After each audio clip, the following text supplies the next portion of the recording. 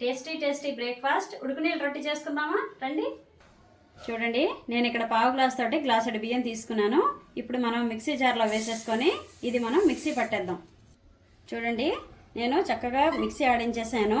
ఇలా సన్న నూకే ఉండాలి, పిండి కూడా ఎక్కువ ఉండాలి, పిండి ఎక్కువ ఉండాలి, అప్పుడే రొట్టె బాగా వస్తుంది. ఇప్పుడు మనం ఇది ఒక గిన్నెలోకి వేసేస్తున్నాం. ఇప్పుడు మనం పొయ్యి మీద గిన్నె నీళ్లు పెట్టుకుందాం. నీళ్లు కొలతనేం లేదు, కొన్ని నీళ్లు పెట్టుకోండి, ఇలాగా ఉడికిద్దాం నీళ్ళని. గ్లాసుడు బియ్యంకి నేను ఒక గుప్పెడు పెసరపప్పు వేస్తున్నాను. 1/2 టేబుల్ స్పూన్ జీలకర్ర, చిటికెడు ఇంగు వేసుకోండి. రుచికి సరిపడా ఉప్పు, మెత్తనుప్పే వేసుకోండి. గ్లాసుడు బియ్యంకి ఒక 5-6 పచ్చిమిరపకాయలు వేసుకున్నానండి కారంకి. మీకు ఎక్కువ కావాలనుకుంటే ఇంకొంచెం వేసుకోండి. అలాగే చిన్న అల్లం మొక్క పీల్ తీసి వేసుకుంటున్నాను. అల్లం పచ్చిమిరపకాయ ఆడేసుకున్నాం కదా, ఇప్పుడు మనం దాంట్లో వేసేద్దాం. నీళ్ళు ఉడికే కదా, స్టవ్ ఆఫ్ చేసేసుకుందాం. ఇప్పుడు మనం ఈ ఉడుకు నీళ్ళని ఇందులో వేసుకుందాం. అన్నీ పోసేయకండి, చూసుకుంటూ వేయండి.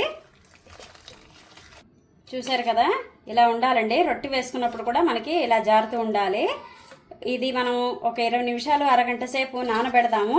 ఒకవేళ కనుక నానిన తర్వాత కూడా కొంచెం గట్టిగా అయిపోతే కొంచెం నీళ్లు పోసుకోండి. ఇగో ఇలా గరిట జారుగా ఉండాలన్నమాట. దీన్ని ఇప్పుడు నాననిద్దాం. చూడండి, చక్కగా పిండి నానింది. 20 నిమిషాలు అరగంట సేపు వదిలేసాను, చక్కగా నానింది. నీళ్లు కూడా ఇంకా నేను పోసుకోలేదు. ఇగో ఇలాగే సరిపోతుంది. ఇక్కడ నేను పొయ్యి మీద నాన్ స్టిక్ ప్యాన్ పెట్టుకున్నాను. ఇప్పుడు మనం ఆయిల్ వేసుకుందాం. ఇందులో రొట్టెకి సరిపడా నూనె వేసుకోండి. ఇప్పుడు మనం రొట్టె వేసేసుకుందాం.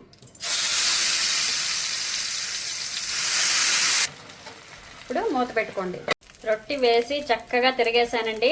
చూసారు కదా ఎలా చేశానని. క్రిస్పీగా చాలా బాగుంటుంది. మీరు కూడా ఒకసారి ట్రై చేసి చూడండి. టేస్ట్ అయితే చాలా బాగుంది. అలాగే ఛానల్కి సబ్స్క్రైబ్ చేసుకోండి.